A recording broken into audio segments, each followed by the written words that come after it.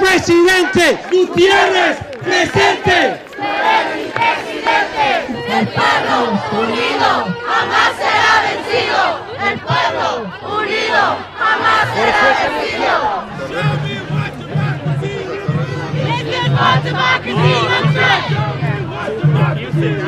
This is what democracy looks like. Documented! Unafraid! Documented! Unafraid! America! America! We gon' be alright. We gon' be alright. We gon' be alright. We gon' be alright. Sí se puede, sí se puede, sí se puede, sí se puede, sí se puede, sí se puede, sí se puede, sí se puede.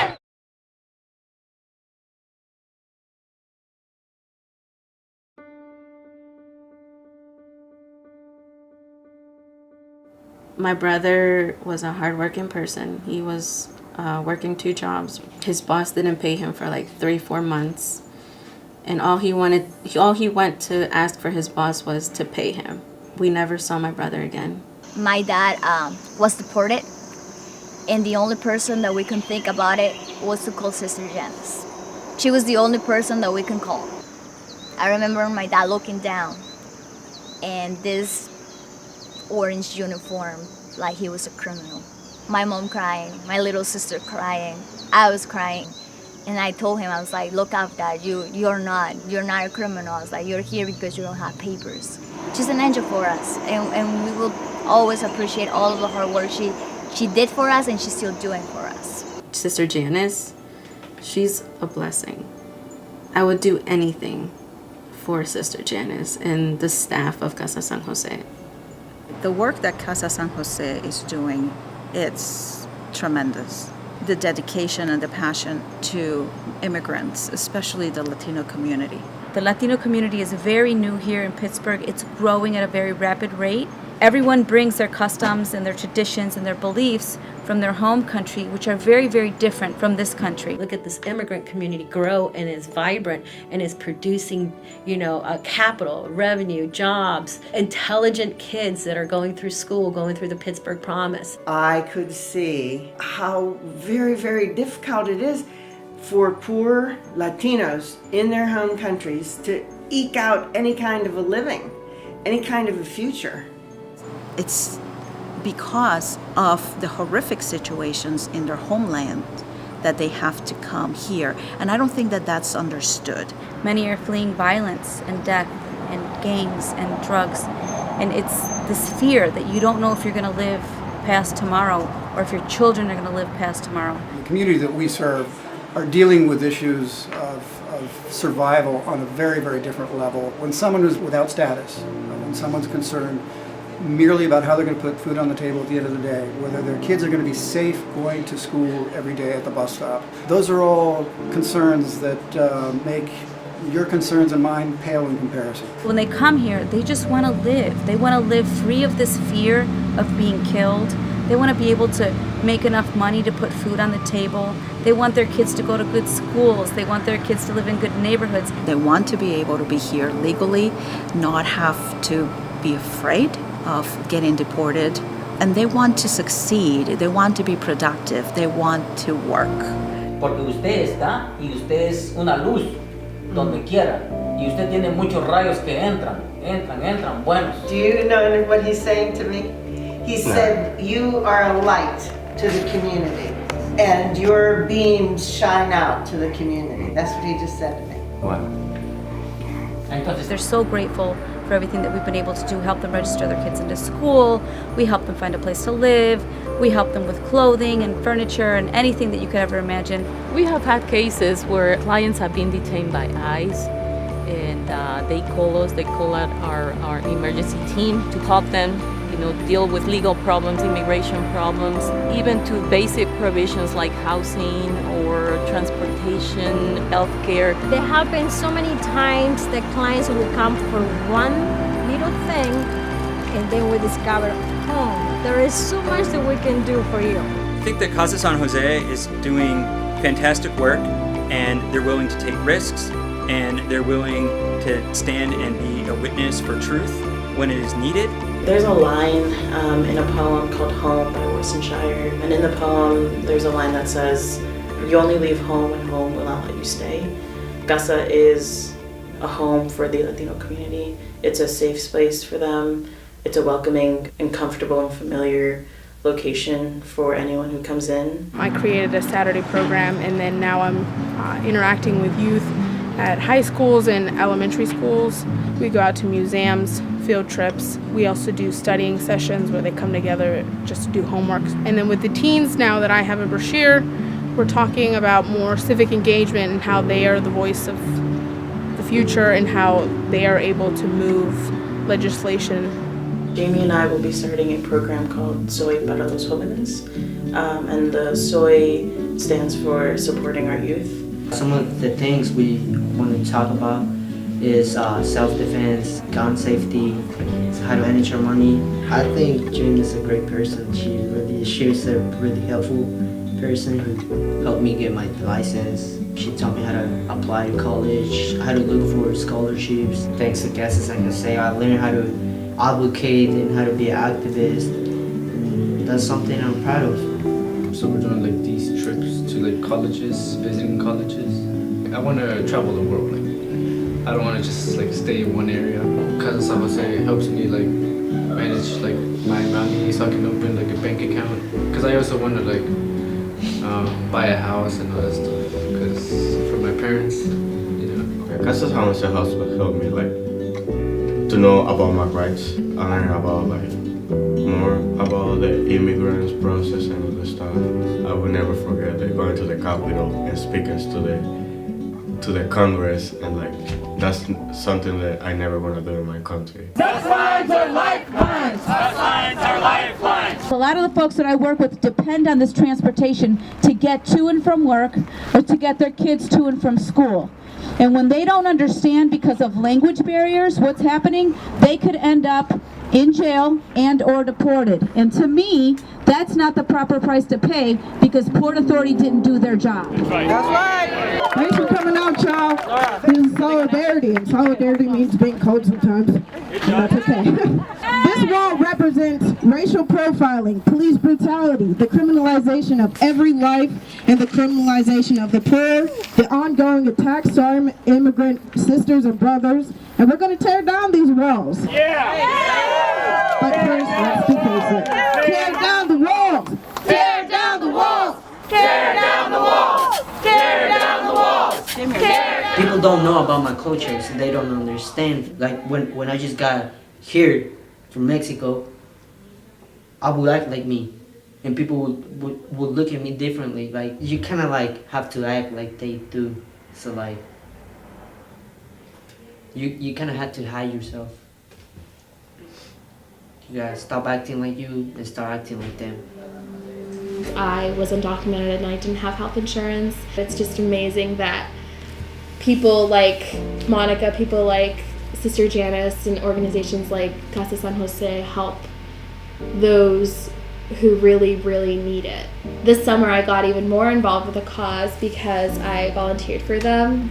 I took the kids to the Fort Pitt Museum, and we had one kid come in that day. He was younger, a little bit younger than the rest. We're looking at one of those statues, one of those like wax figures, and it showed a Native American man. I think he was being tied down, and next to him was a white like colonial man with like a gun. He points to the brown man and he says, so he's the bad guy and they're capturing, the bad man, and that's why they went to war, right? Because the brown man is the bad man and the white man is the good man. In stories, little kids always see bad guy and good guy.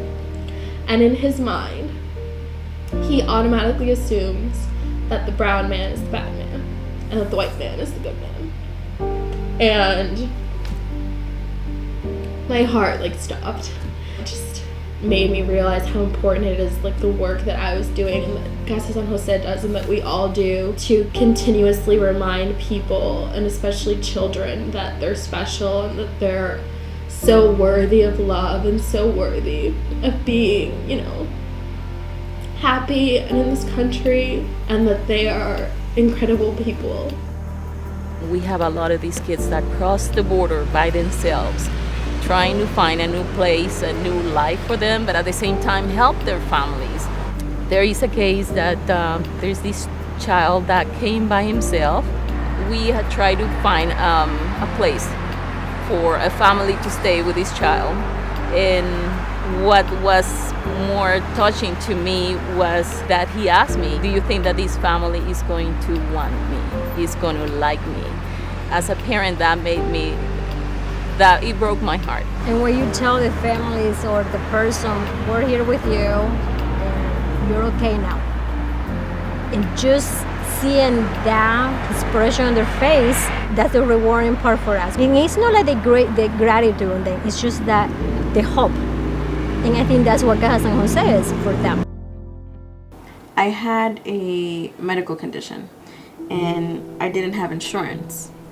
So I couldn't have my surgery done. I went to like several doctors and clinics and they referred me to Sister Janice in Casa San Jose.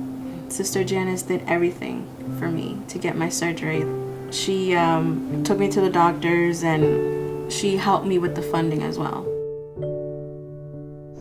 When we first arrived here and we came into the Fort tunnels at night, it was the most beautiful view I had ever seen in my life.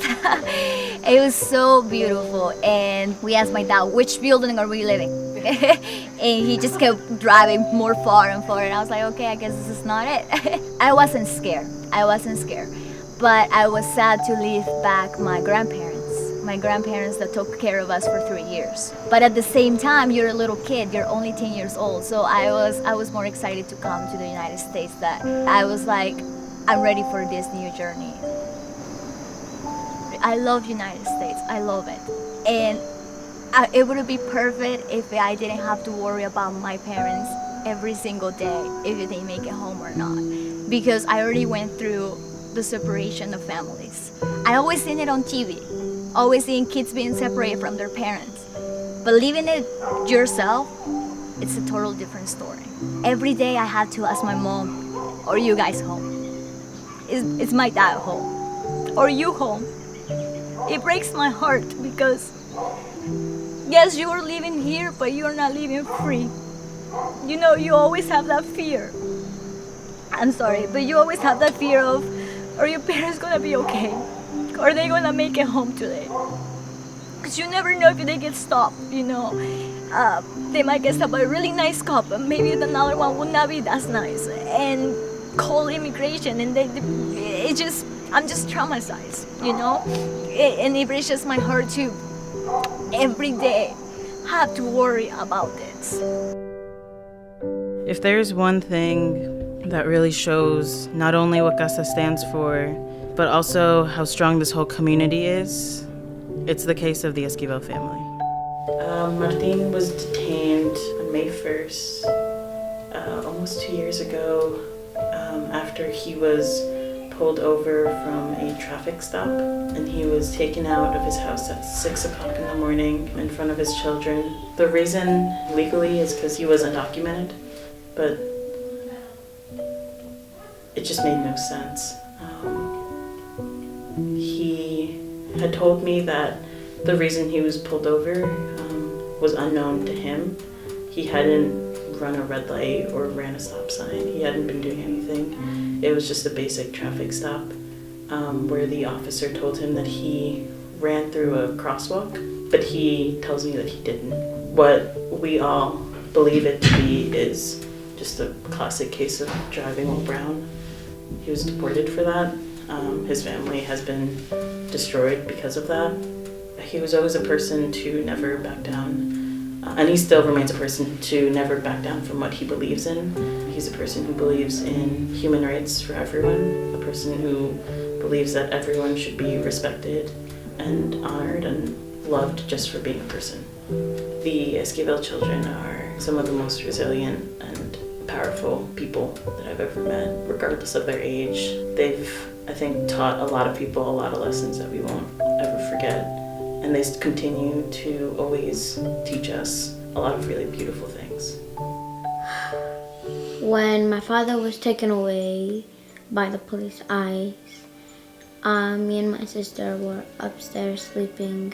I might have heard banging on the door, and the door opened. I don't know why or how. And they just came rushing in to my parents' room.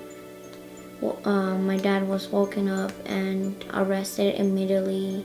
I didn't know how to explain to my brother where my father was or what happened to him. He kept on asking me, when is he gonna come? Why isn't he here? Where is he? I need him. And it was pretty hard, so my family had to just make a light up saying that he was at work, and pretty soon he will come back. When I first visited my father in prison, I was a little nervous to see in what conditions he were, and a little mad because it was not fair for him to take away my father like that.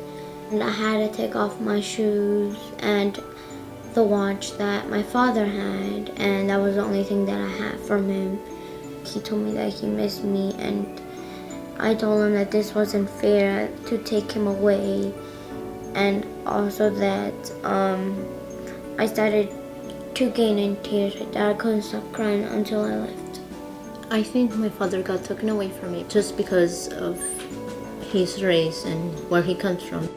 What he did here is to get a better job, to keep his family safe and push his child towards the best. It was difficult for my mother. Through the time, I was saying that she was more than a strong woman or anything else, more than a superhero. Depression for me was sitting in a dark room with nobody there and nowhere to go. You were just surrounded by sadness, anger, not feeling loved, not feeling what does the word love even mean. And you had no clue what you were. Christina was someone who helped me a lot in my hard times with my father getting taken away from me. Sister Janice. And Monica was someone who has been there for me and my family a lot of times. She helped my mother through getting jobs, getting things done, translating. And she has always been kind and respectful to us, like if she was our mother or someone who was close to us, like a family. And yes, we accept her like a family as well. As long as there is need for service to this low-income Latino population, I think Casa San Jose needs to exist. Our mission is in our hearts, and we live it out every day, and we believe in it, and we are giving our lives for it. In the end, my biggest fear is not being able to stay in this country, not being able to work here, because I really don't know where I'd go. I just feel like my place is here. I feel like I can do so much here. My grandparents been trying to come here, not to stay. They just want to come and visit. They have tried so many times, ask for a visa. They won't give it to them. So my American dream would be for my family to come visit. This is the house that I want to buy. I want to have kids here. I want to raise them here. I love my hometown. I love Pittsburgh. I love my sports. I didn't know what hockey was, but I learned what hockey is. So now I'm a big fan of the Penguins. So this is my home. And Casa San Jose, thank you so much for always helping our community. Casa San Jose has helped me so much, and I want to thank them from the bottom of my heart, because without them, I didn't know what I would do. My American dream, is to stay here and become an American.